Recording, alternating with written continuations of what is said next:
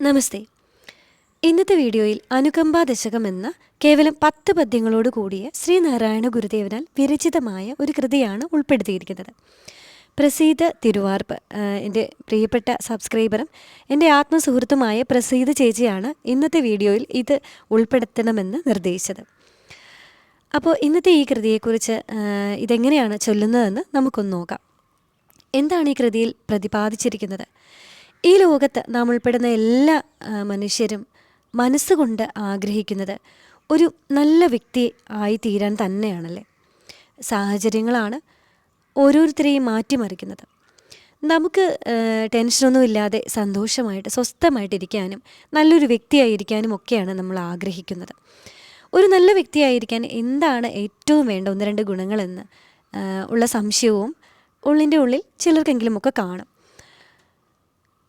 ഒരു മനുഷ്യന് ഏറ്റവും വേണ്ടത് സ്നേഹമാണ്. മറ്റുള്ളവരോട് സ്നേഹമായി പെരുമാറുമ്പോൾ നമ്മളോട് നമ്മുടെ അടുക്ക നിൽക്കുന്നവർക്ക് ഒരു പോസിറ്റീവ് എനർജിയും നമ്മളാൽ കിട്ടുന്നതാണ്. അതുപോലെ മറ്റൊരാളോട് നമ്മൾ ദേഷ്യപ്പെട്ടാണ് സംസാരിക്കുന്നതെങ്കിൽ ദേഷ്യപ്പെട്ട് നമ്മുടെ ദേഷ്യം കേൾക്കുന്ന ആളെ കഴിഞ്ഞും നമ്മൾ വളരെ നെഗറ്റീവായി പോകുന്നത് നമ്മൾ തന്നെയായിരിക്കും.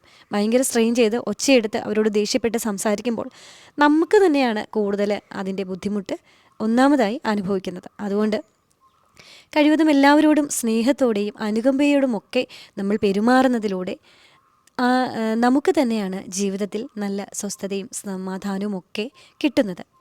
ഇതൊക്കെയും വിശദമായി മനസ്സിലാക്കി തരുന്ന ഒരു നല്ല അമൂല്യമായ ഒരു കൃതിയാണ് അനുകമ്പാ ദശകം എന്ന് പറയുന്നത്. ഇത് ചൊല്ലുന്ന മാത്രയിൽ തന്നെ വളരെ ലളിതമായ വാക്കുകളാൽ ചേർത്ത് വെച്ചിരിക്കുന്ന ഒരു മനുഷ്യന് എങ്ങനെയായിരിക്കണം നല്ല വ്യക്തി ആയി തീരേണ്ടത് അല്ലെങ്കിൽ ആവാൻ സാധിക്കുന്നത് എന്ന് വളരെ വിശദമായി ലളിതമായി ഈ കൃതിയിലൂടെ നമുക്ക് ഗുരു കാട്ടിത്തരുന്നു. ഒന്ന് കേട്ടാലോ ഇത്? ഒരു പീഠ ഇരുമ്പിനും വരുത്തരുതെന്നുള്ള അനുകമ്പയും സദാ കരുണാകര നൽകുകുള്ളിൽ നിൻ തിരുമേ വിട്ട് അകലാതെ ചിന്തയും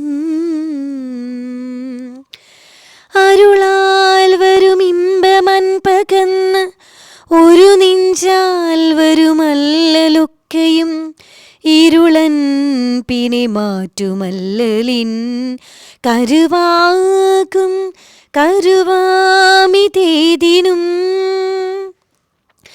അരുളൻ പനുകമ്പ മൂന്നിനും പൊരുളുന്നാണിതു ജീവതാരകം അരുളുള്ളവനാണു ജീവിയെന്ന് ഒരു വിട്ടേടുകഈ നവാക്ഷരീ അരുളില്ലയതെങ്കിൽ അസ്ഥിതോൽ സിരനാറുന്നൊരുടമ്പു താനവൻ മരുവിൽ പ്രവഹിക്കും അമ്പുവ പുരുഷൻ നിഷ്ഫലഗന്ധ പുഷ്പമാം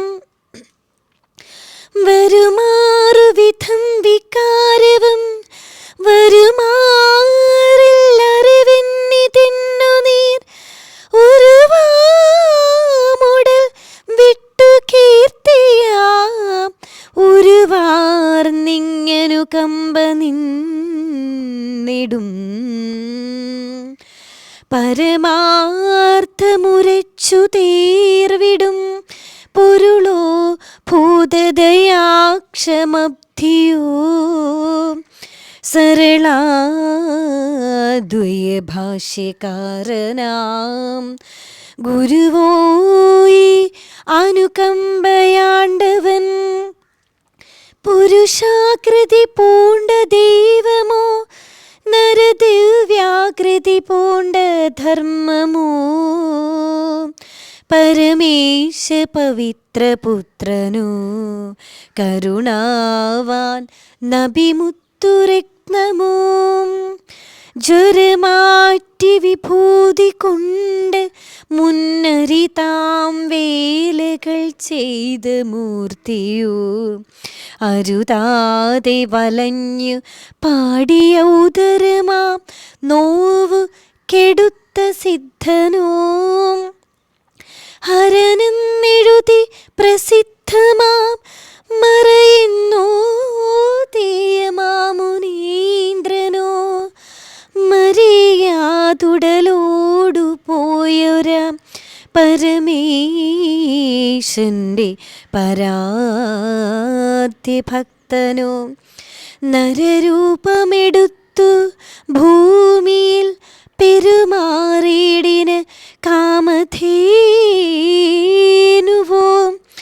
പരമാത്ഭുത ദാനദേവത തരുവോയി അനുകമ്പയാണ്ടവൻ.